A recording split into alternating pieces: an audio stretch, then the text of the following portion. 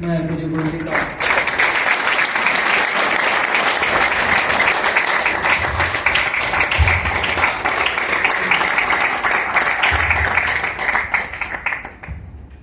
तो हम बिना औपचारिकता के सीधे पूज्य स्वामी जी से वार्ता हो गई थी।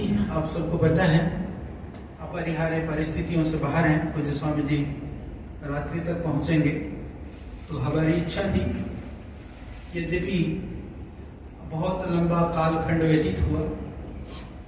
पूज्य महाराज जी जो है, हमने बहुत आग्रह भी किया कि एक बार आपको इधर आना चाहिए, तो आपकी बड़ी कृपा रही, आप यहाँ पर आपने हम सबको दर्शन दिया। और हमारी इच्छा थी, हमने कहा कि हमारी पतंजलि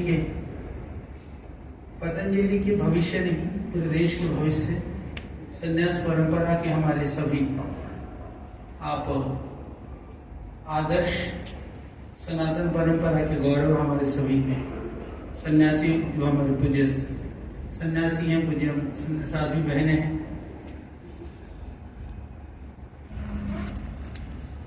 तो आप सबको, क्योंकि पूज्य महाराज श्री पूज्य गुरु जी जो है, वो भी बचपन के बाल सन्यासी हैं।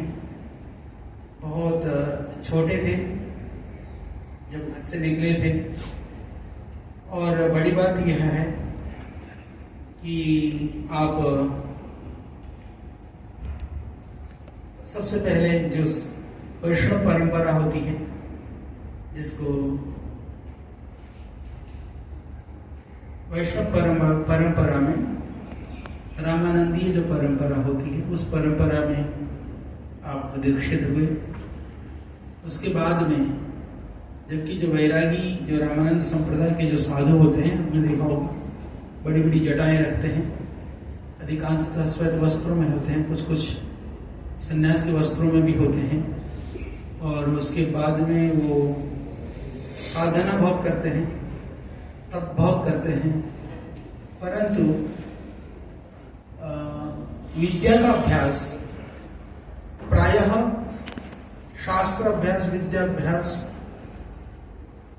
उतना प्रचलन नहीं होता है। जैसे तुलसीकृत जो रामायण है, रामचरितमानस आदि ग्रंथों का पारायण निरंतर पाठ आदि तो करते हैं, पर अन्य शास्त्र आदि के परंपरा में उस तरह से थोड़ी कम है। तो पूज्य गुरु जी की एक प्रबल इच्छा रहती थी अध्ययन अध्यापन की, विशेष करके शास्त्र अध्ययन की। तो आप वहाँ से कई स्थानों पर आपने अध्ययन किया, और उस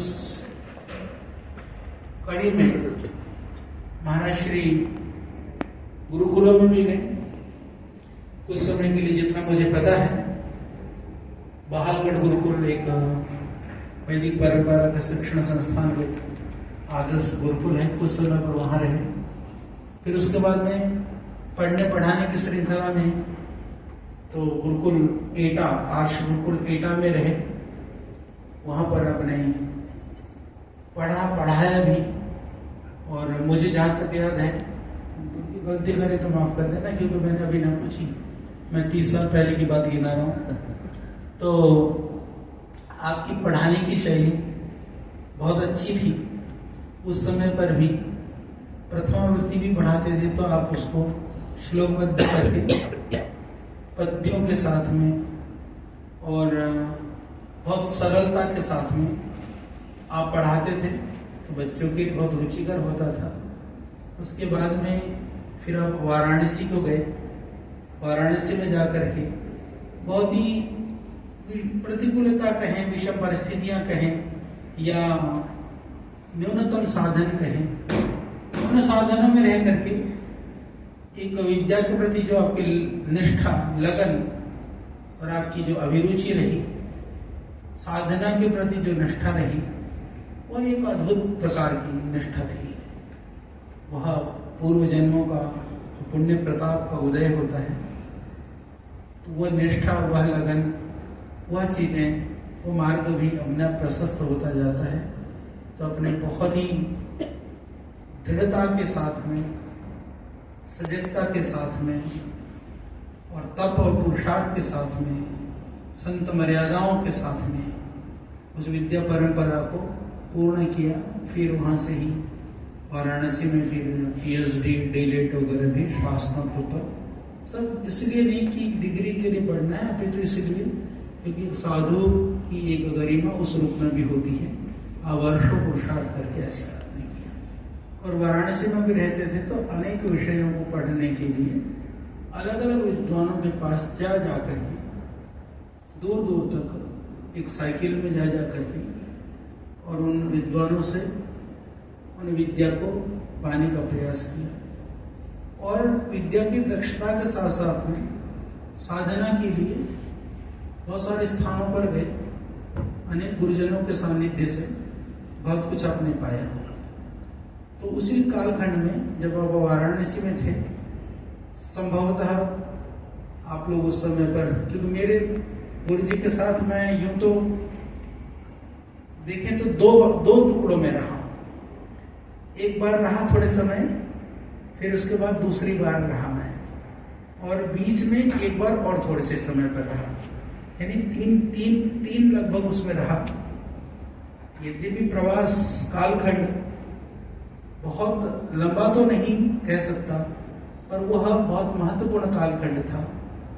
और वो मेरे लिए ट्रांजिट पीरियड जैसे कहते हैं ना, जब कुछ जीवन के अंदर परिवर्तन होने को होता है, उस समय का वो कालखंड था।